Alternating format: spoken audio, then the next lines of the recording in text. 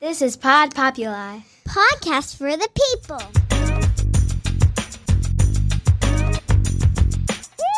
The Great Love Debate. It's the Great Love Debate. The Great Love Debate. It's the Great Love Debate. Hi again, everyone. It's Brian Howie. Welcome to the Great Love Debate, the world's #1 dating and relationship podcast. Since 2015, I am back here in the very fine studios of Pod Populi, Podcast for the People. I'm at the one in Palm Beach Gardens, which is very lovely. I don't come to this one enough, but 'tis the season here, and it's game on in Palm Beach Gardens. At the beginning of the show, every time I do the show, I say the words dating and relationship. In some ways, dating should lead to a relationship. They do have their own sort of universes that they exist in. So one of the things that we hear, especially at our live shows, is that dating has gotten more difficult. And you could make that argument in some ways. There's some things that have made it difficult. In a lot of ways, dating is easier. In a lot of ways, dating is how it always was. Guy, girl, sniffing around each other, have a drink, and hope to make out in the parking lot. Like, it really hasn't evolved a lot from that. The mechanism and how we get there was over. Relationships, though, I believe, have gotten more difficult.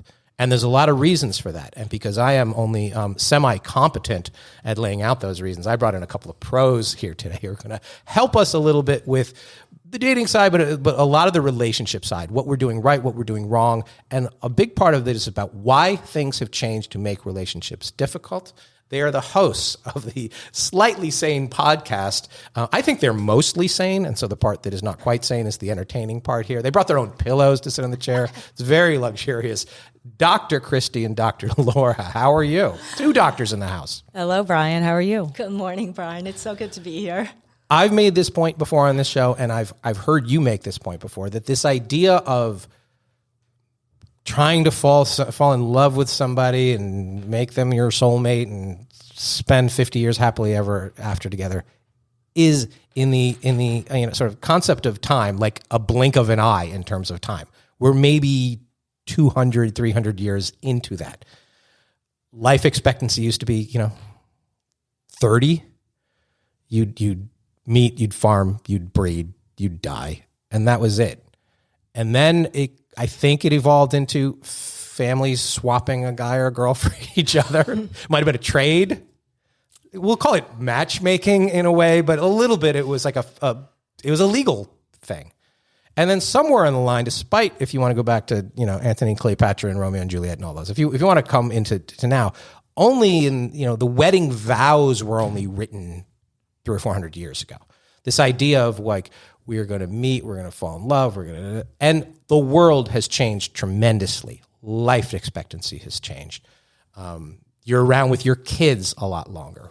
Financial responsibilities. In the last 20 years, obviously, gender roles have shifted. And all of that leads to communication breakdown, confidence breakdown, but sometimes in a breakdown of a relationship that might not have happened in 1622.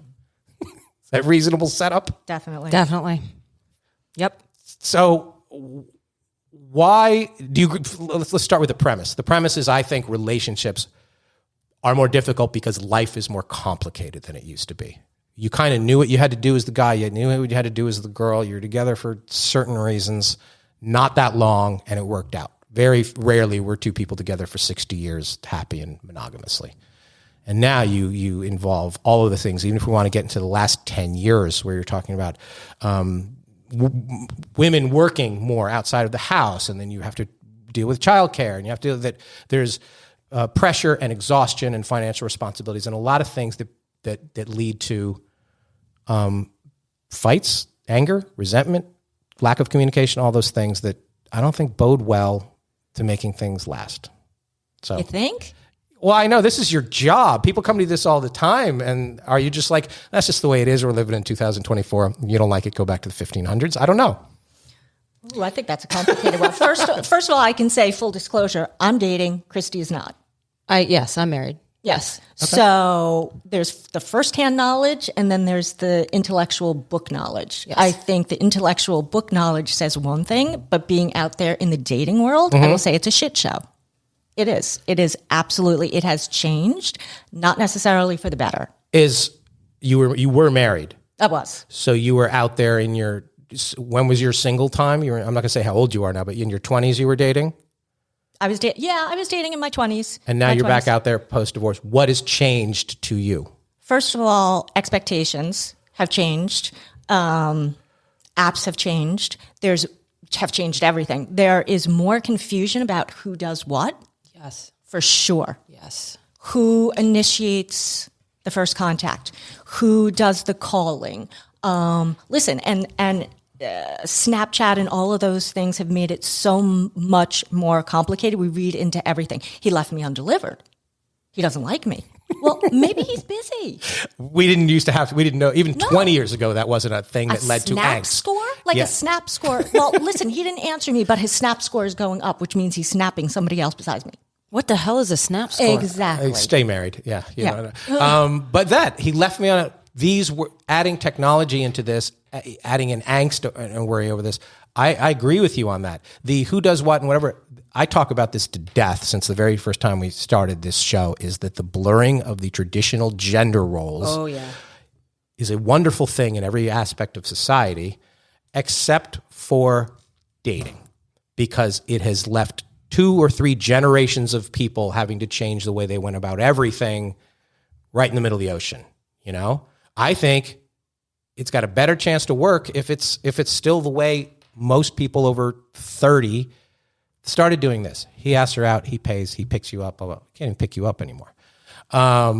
He might be a serial killer. We were serial killers in the 90s, and you let us pick us up. Yeah, we just didn't know about it. You didn't watch as much Lifetime. We couldn't Google it and you didn't watch Dateline. Yes. Right, but you bring that up. You know more now about anybody you go out with if you do your homework than you ever did 30 years ago.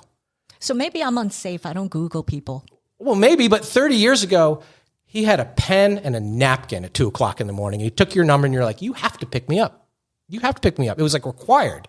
Now you're like, I don't want him to see where I live. Well, if he's a psycho, he's going to find out where you live. And if he's a psycho, he's probably going to hide it for 5 dates or 30 days or whatever.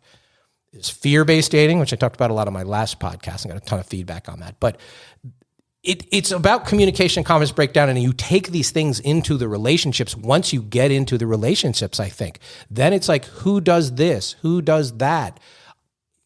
Yes. How do you split the ink? 2 working people, we're going to buy a house. How does this work? I wonder, very successful people who are very wealthy and they get together like Jennifer Lopez and Ben Affleck. How do they handle just buying a piece of property? You want to buy a house?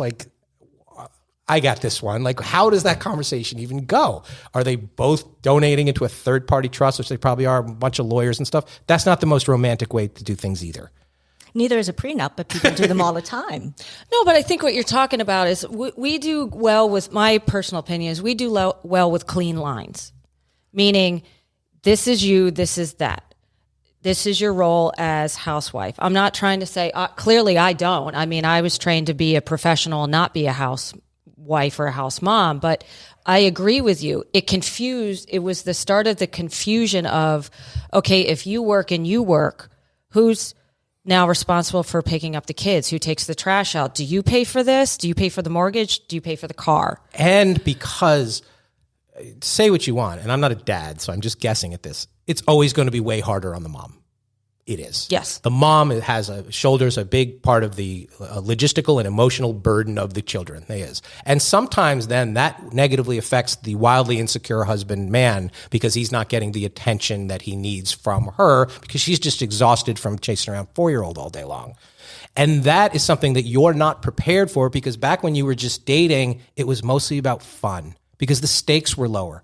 We laughed and we went on this trip and we got drunk and we had look at our matching Halloween costumes and whatever, and then you morph into this different phase of life, which really has nothing to do with what got you together in the first place. I was just having this conversation with a couple yesterday. I think the danger to any relationship is complacency. If you started off as friends, right, you should be treating each other as friends throughout the course of the relationship. So it shouldn't be your job is garbage, my job is garbage. If you walk past the garbage, take the freaking garbage out. Just take it out. But again, the expectations are confusing to people, especially if you were raised in a household that was traditional and now your own household is not necessarily quote unquote traditional. You're really confused. My mother was not allowed to work. And I think she resented that too. I think she's like, I could have had a second act in life. And my father was like, no, this is your role. Very traditional. I saw, the pros of that as a son. You had your mother around to do whatever you wanted, but there's also part of her wasn't living her full life. And you get together at 20, 30, 40, and I've said this a million times, like, I didn't know who I was at 30. I'm supposed to know who you are, and I'm supposed to commit that you're going to grow along with me. I was at this event last night, and this woman, she was in her 50s, and she was complaining about dating, and she's like, you need to accept me as I am. I'm like, why are you as you are? Are you just finished? Are you like locked? Nothing is going to change about you? I'm sorry, that's BS when someone says that. When somebody says that, that's your excuse. They didn't appreciate me for who I am. They wouldn't take me as I am. You should, every date, encounter, new relationship should change you, hopefully positively, that you're taking something forward and you're not so set in your ways because all you know is what did not work out. This is like the angry female and the angry male, which is destroying dating. I have to just say, It is destroying dating because you have people who are coming in with that attitude, which I'm rigid, take me as I am, this is it, you don't like me, screw off. Sorry, you're not getting any dates. You're just not. Yeah, I agree. And this whole, the men are not perfect by any means. Neither are the women. I agree. But there are, I think, more men out there trying to do the work, trying to be curious, trying to ask the questions, trying to learn her than ever before. Ouch. No? Well, look, I think because our roles have changed a lot, the room for growth is more on that side. So yeah, there's a little bit more effort being seen. You see couples, right? Yeah. She does. I'm the individual side. Are men, so you've been doing this, it's husband, wife, boyfriend, girlfriend, they come in. Are the men more amenable to coming in, or they all seem like they're kicking and screaming like 15 years ago? Like, are they making the appointments? Like, No. You tell me. No.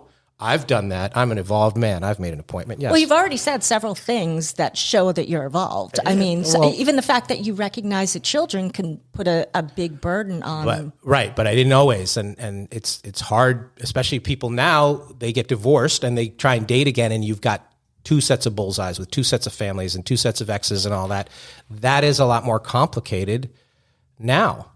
But I think, the rise of the independent woman is complicated because if you want to be empowered and take ownership of that, you cannot blame the men for every single thing. Not to date this podcast too much. I always want to not bring any news, but everything's got to be evergreen. So as we record this, it's the day after the 2024 Oscar nominations came out. Okay? Barbie, which I did a whole episode about how I loved Barbie. It was great. It was very empowering, whatever.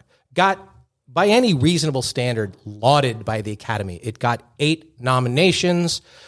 And all I see is that Ryan Gosling got nominated and Margot Robbie did not, and Greta Gerwig did not. First of all, Greta Gerwig got 3 nominations. She just didn't get nominated in director. Director, yeah. And Margot Robbie got nominated as producer for Best Picture. If I said to Margot Robbie, what do you want to be? The businesswoman who put this billion-dollar movie together? Or you want a acting nomination, which you've already got before? And Greta Gerwig also already gotten a nomination before as a director. She got it for Lady Bird like 5 years ago.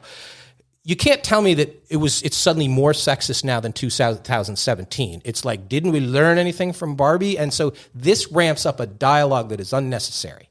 It's unnecessary. There's a million real examples of the patriarchy and how women are not treated fair or whatever. This is not one of them, but because it's low-hanging fruit and it's pop culture and it seems very A plus B equals C, this dialogue's all over the internet. Well, I think also you bring in the fact that media, sometimes we can be sheeps. So we see something out that gets posted out there, and they're a business. Yeah. It's posted out there because they're trying to get our attention, It's an easy share. And they do. And I noticed, yeah. And we buy into that, very easily. And I think that's also some of where it comes from is the misunderstanding of we see it. Again, I'm on the individual therapy side. She's on the family and couples side of it. What's happening in reality is not what you're seeing in the media. And because people have constant access to whatever form of media they want, there's information that's being fed about dating and relationships and marriage that might not necessarily be true of what's happening in reality. You're right. All right. I want to dive deeper into the therapy side of this and the questions that the people are asking. I had to take a quick break because we have to pay for things like therapy around here. I'm with Dr. Kristie and Dr. Laura. They are from Slightly Sane. They're a little more than that, but we will be back right after this. And I know you're going to hate this question. We are back. What's the number one thing you deal with? Mostly women, mostly men, 50-50? Both. If it's about a relationship thing, the number one issue is what? Expectations and resentment. Also lack of spontaneity. And I don't think it's necessarily their fault. I think it's about the fact that, like you're saying, we have more responsibilities, we're scheduled more, and it takes the fun out of stuff.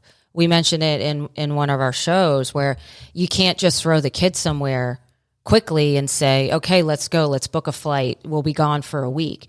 You could do that. You could stay up late and drink if you're allowed to, if that's okay. Right. Now it's, oh gosh, I don't know. Maybe I should stop because I got to be up. The kids are going to be up at 6. I don't want to feel that way. And it really does just put so much pressure on. Life kills the spark. Yeah. Fitting it in. Okay. So we can be spontaneous Saturday from 8 to, that's not fun. No. So that's what I see on the individual side. Really? He can't do this. And life kills the spark. No spark kills the spontaneity. And then spontaneity is about excitement. And if the excitement is out of your relationship and it becomes routine, that's when I think you have to fall back on more conversations that are sometimes difficult. But, I heard you say on one of your podcasts that you should over communicate. Mm-hmm. Ask one too many questions versus one too few. Explain that.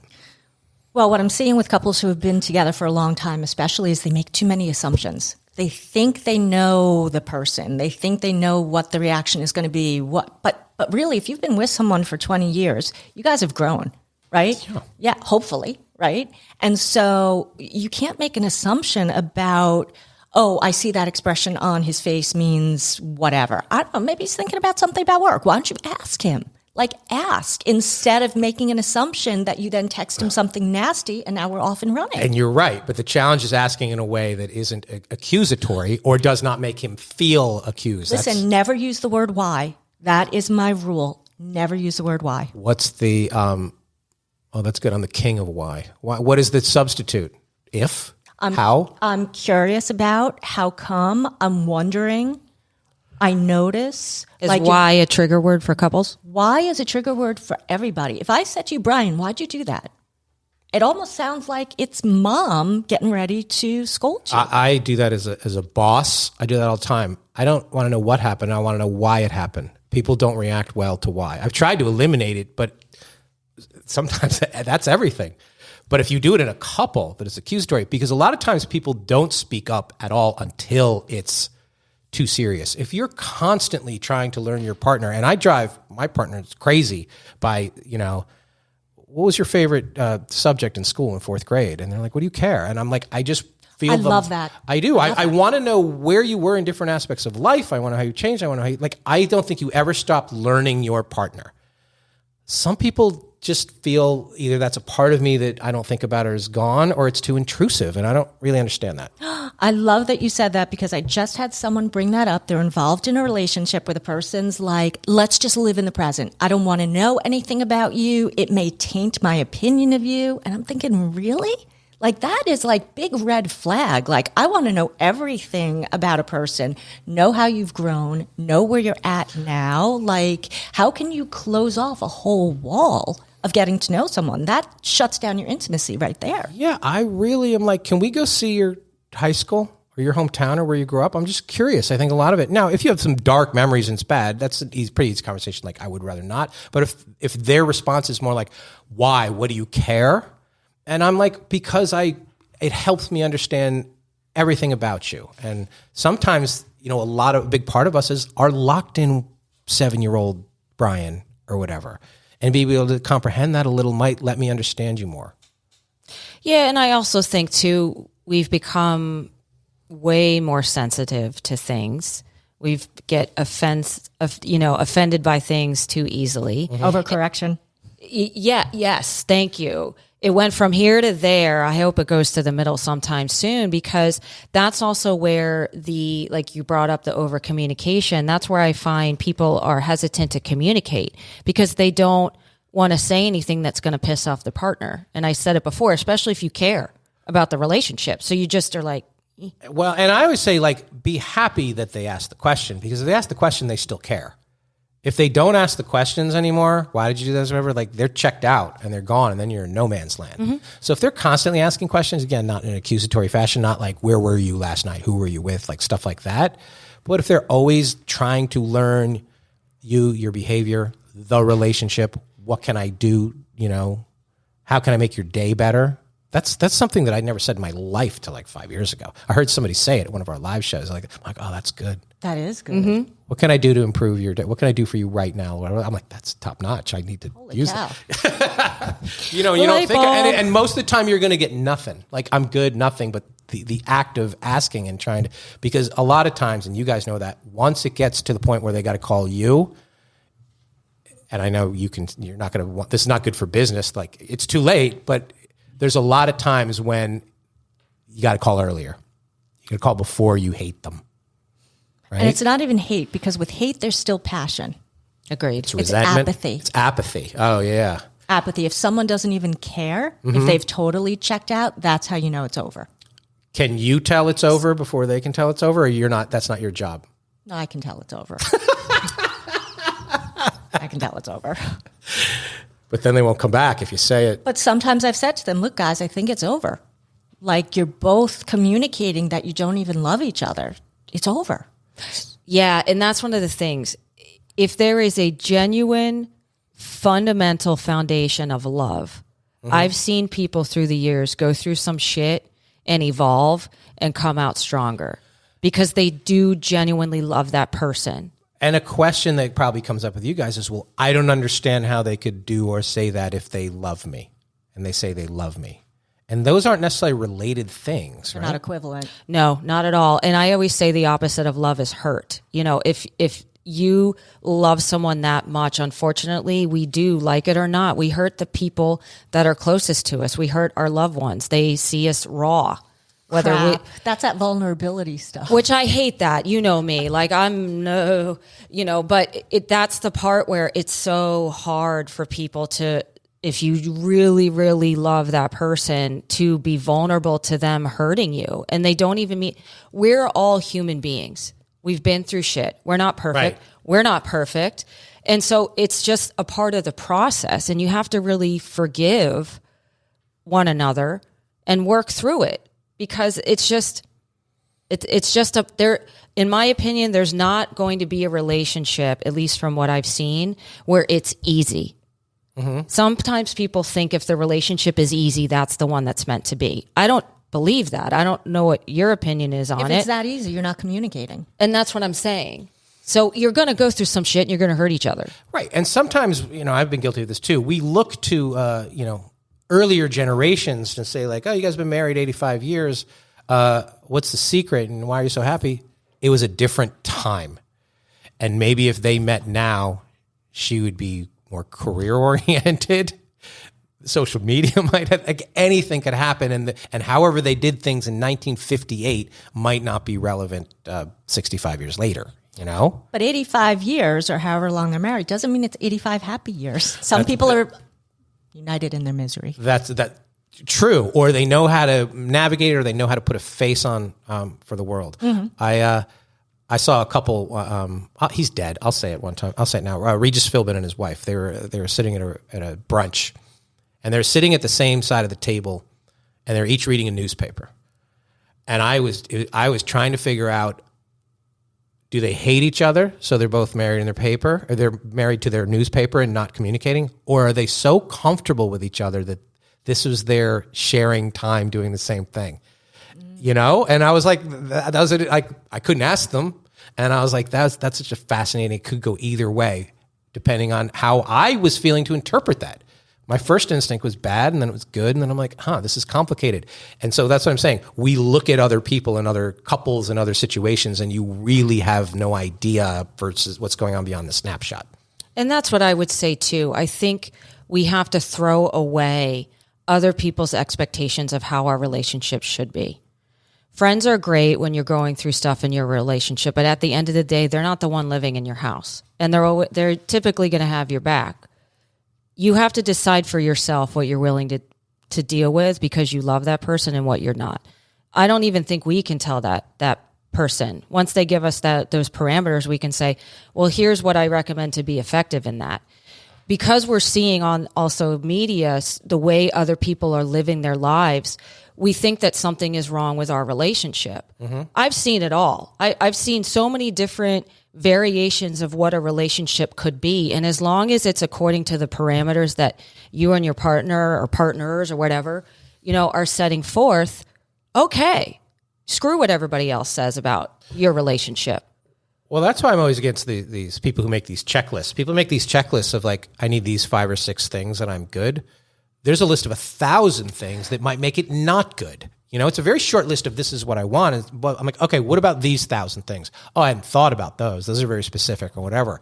You have to just kind of ride a wave of a relationship and really trying to improve your confidence in what you're doing in this situation and your ability to communicate and your communication and your ability to stem it off before it gets too late. Because once it gets to that, whatever the word you want to use is, no, not anger. What was the word you used before? Apathy. That I don't care anymore. And then you're just sharing space. And you've gone not just from husband, wife to mom and dad. You've gone from future divorcees when the kids are out of the house. That's a tough way to spend 2, 5, 7, 10 years, Mm-hmm. Yes. And I think even when couples fight or partners, whatever term you want to, it's your life. Use whatever term you want to with your life. I don't really care. Matthew McConaughey, and I can't remember, is his wife's name Camilla? Mm-hmm. Right? Camilla Alvis. Yeah. They came out and they said, look, we love each other. That means we're going to get hurt by each other sometimes. Mm-hmm. People fight. Okay, as long as you just remember the quiet niceties that show the person you're still in the relationship together, even if you're in a moment where you may not like each other that much. Mm-hmm. Like she always makes his tea. So even if they've had a fight in the morning, they still make sure that that's the thing, and then they can go their own way. But that's at least the signal also for couples, I find, is okay, right. Everybody sometimes has to go to their corners to stay effective, but still certain things you can say to show I'm still in this. Yeah. And if you fundamentally, I did a whole episode about this last year. The 5 things that I need, they're all words from my partner. I need good morning, good night, I'm sorry, thank you, and I love you. And I talked about how what I needed on that list has changed over the last 10 years. Like, I love you used to need to be first because I didn't think I had enough of that in my life. And then it changed. I need thank you. I need appreciation. Now I need I'm sorry because that one takes the most. That's the most meaningful thing to me. If somebody recognizes in some way that, and these are very simple concepts. So it's like, if I can't get the bare minimum of those things, like good morning and good night seem reasonable. But some people are like, I shouldn't have to change my behavior because of your needs. Ouch. Yeah. Ouch. But some people are like that. Like I'm get up late and I'm tired. I don't like to say good morning. Like whatever so you have to sort of marry that too. Like, okay, well, is there another way that I can get whatever that word symbolizes? Because it's not about the word. It's about the recognition of you're a part of my day and my life. And I'm going to say something to acknowledge that early on. People will be like, well, that's wildly insecure of you. Probably, but we're in a relationship. So, you kind of got to look at it that way. Does that make sense? And I also think... Doctor? What do you think about differentiation of self in relationships? Because sometimes... what's the couple, what's the individual? Exactly. You don't have to do everything together, and if you don't, that doesn't mean something's wrong. Well, I heard you guys talk about this on a prior podcast about a lot of couples who are completely happy and madly in love just don't sleep in the same bed. The sleep divorce, yeah. Yeah. I think you got to sleep in the same bed and tough it out. But some very happy people are like, listen, he's not a good sleeper. She's not a good sleeper. We have different patterns. She kicks me. He snores, whatever. And the other, 16 hours in the day, we're not sleeping. We're madly in love. I don't know. It's got as good a chance to work as anything else. Prior generations, a lot of them slept in the same bed, in different beds, different rooms, different everything. Right. I mean, I have my own opinion about that. I think what I talk to couples about is, look, the one thing that makes you guys different from friends on the street is that you're intimate together. Mm-hmm. You share a bed together, right? So, and never mind what's going on in the bed, you share the bed together. Yeah. So ending your day and starting your day with that person already sets them apart as you're my special person. I completely agree with you. A lot of people are like, well, it's not that important to us. Okay. They then have to find another way to match the intimacy of 8 hours, hopefully a night, in a 48-inch space together. Whether even if they're not cuddling or touching or whatever, like that matters to me. Right. That matters, but I don't know. Yeah, like if you put it, I think we also said too, if you make the priority throughout the rest of the day, instead of putting all the weight on that time in the room because the kids are now asleep or whatever else is going on, you finally put the work down and now can turn into personal life. It may or may not have less weight, that sleeping concept. But it all goes down to what weight that has on, how much does that mean to the relationship? Well, as we record this, we're pretty close to Valentine's Day, and a lot of people ask my opinion on Valentine's Day. And I'm like, if you do the other 364 days pretty well, you probably don't need Valentine's Day.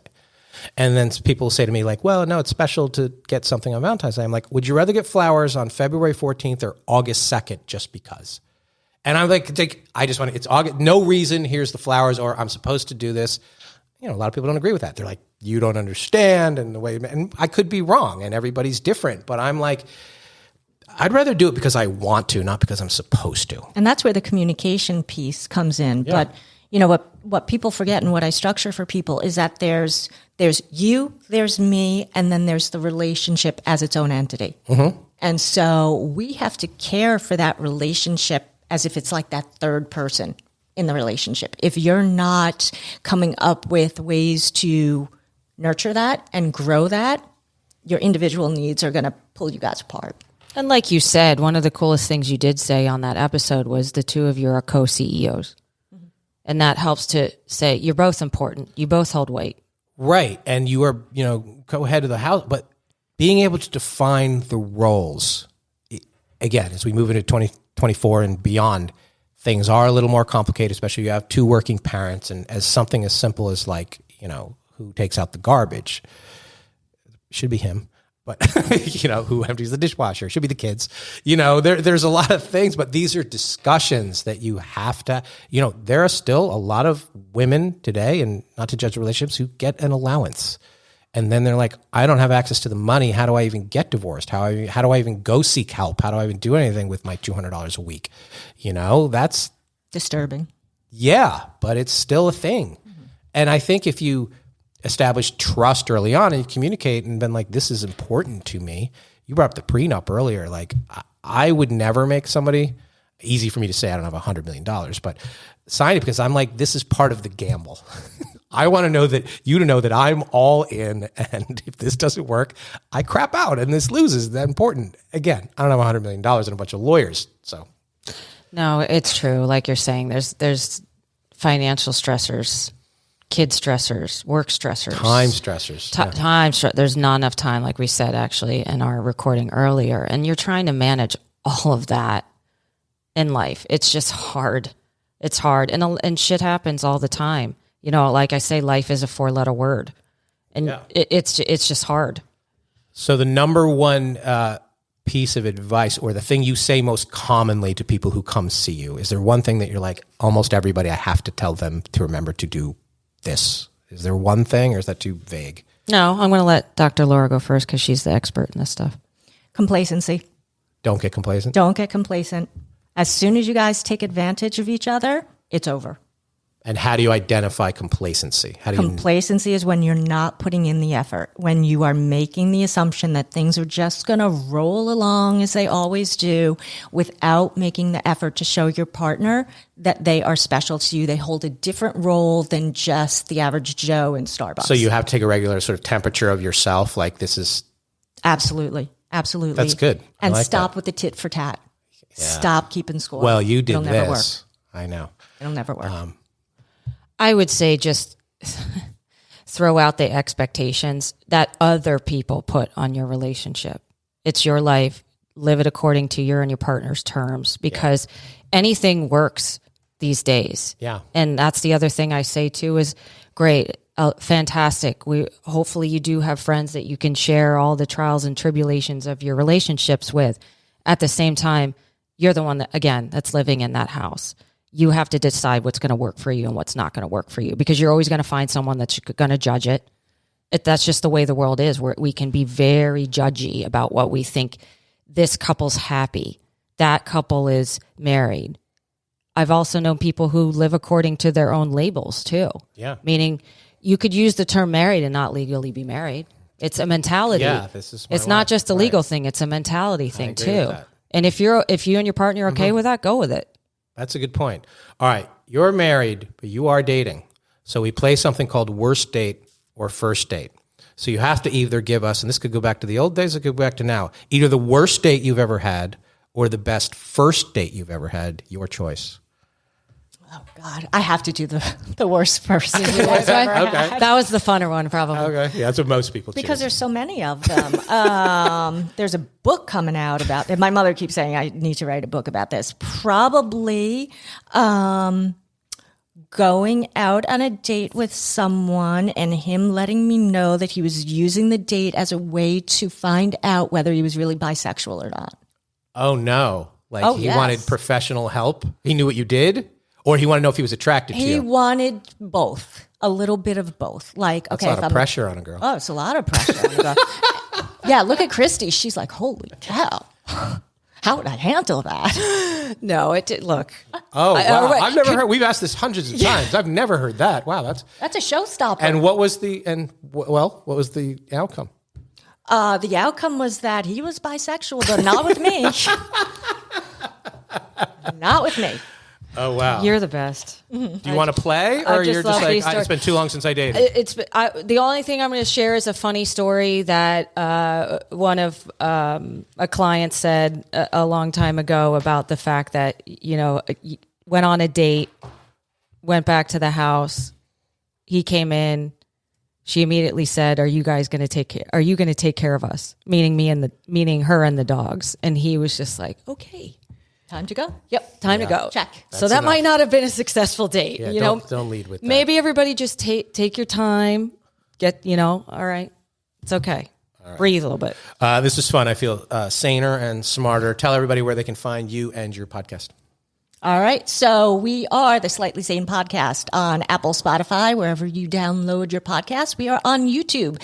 Get all the visual of Dr. Kristie cracking up. I can't hold it together on shows. It's really funny. So we are on YouTube, and please email us at slightlysanepodcast@gmail.com for questions, comments, and overall good wishes. Yeah, good. You guys are awesome. As far as us, as always, please like, share, follow, and review this podcast and review the Slightly Sane podcast. All this time later, your reviews mean a lot in the podcasting ecosystem. Shoot us an email, greatlovedebate@gmail.com for questions, thoughts, concerns, breakup stories, or things you want me to pass along to the good doctors. And a reminder coming up, and again, if you're listening to this in August or 2027, you missed it, but our big 10th anniversary live show, the 10th anniversary show of our 10 years since our first show, is right down I-95 at the Boca Black Box Center for the Arts, Boca Raton, Florida. Tickets are on sale for that at bocablackbox.com and greatlovedebate.com. It's going to be wild. The shit show that is dating in South Florida will be on full display there. Because as always, at the Great Love Debate, we never stop making love. See you next time.